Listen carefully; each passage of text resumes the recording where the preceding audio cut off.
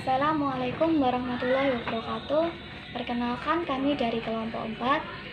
Perkenalkan, nama saya Mariani dengan NIM 2001651100040 dan rekan saya yang bernama Siti Aminatus Zahro dengan NIM 2006511100039.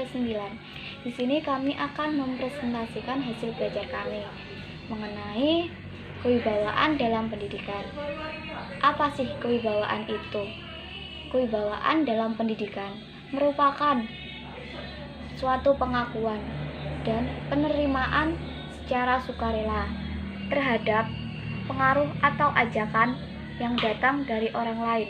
Jadi, pengakuan dan penerimaan ini atas dasar keikhlasan, atas dasar kepercayaan, bukan didasarkan karena rasa terpaksa ataupun yang lainnya. Yang selanjutnya, kewibawaan orang tua dan kewibawaan seorang guru. Kewibawaan orang tua. Kewibawaan orang tua adalah pendidik yang terutama atau sudah semestinya mereka pendidik yang asli dari Tuhan untuk pendidik anak-anak mereka. Jadi artinya seorang orang tua itu mendidik anaknya secara langsung, sebab orang tua itu adalah pendidik pertama dari keluarga. Yang kedua, kewibawaan seorang guru. Kewibawaan seorang guru.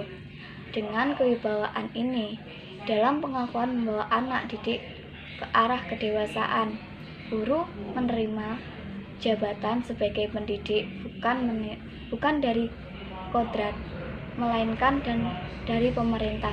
Artinya guru ini sebagai pendidik itu melalui pemerintah, seperti itu.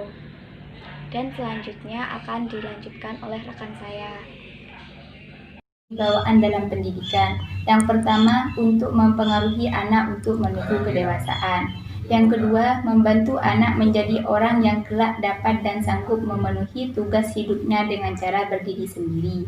Yang ketiga, membawa anak ke arah kesempurnaan yang kemudian mengakui wibawa orang lain dan mau menjalankannya juga.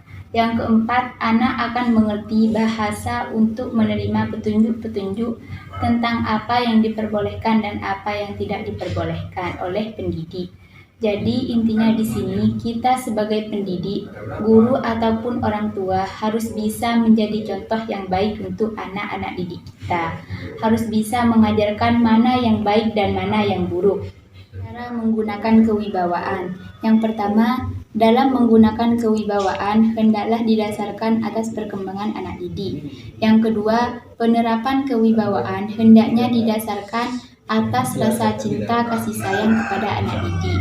Yang ketiga, hendaknya kewibawaan digunakan untuk kepentingan anak didik. Yang keempat, hendaknya kewibawaan digunakan dalam suasana pergaulan antara pendidik dan anak didik. Karena dengan pergaulan, proses pendidikan bisa berjalan dengan lancar. Jadi intinya di sini kita sebagai pendidik harus bisa menempatkan kewibawaan kita kepada anak usia dini, SD, SMP maupun SMA. Dan kita dituntut untuk bisa bergaul dengan mereka. Dalam masyarakat dan kewibawaan dalam pendidikan. Mengapa sih harus ada wibawa dalam masyarakat dan pendidikan? Dalam masyarakat harus ada kewibawaan supaya dapat tercapai maksud masyarakat itu, yaitu kesejahteraan umum. Sedangkan dalam pendidikan harus ada kewibawaan supaya dengan wibawa itu pendidik hendak membawa si anak agar anak dapat mengetahui, memiliki, dan hidup sesuai norma hidup. Sekian, terima kasih. Wassalamualaikum warahmatullahi wabarakatuh.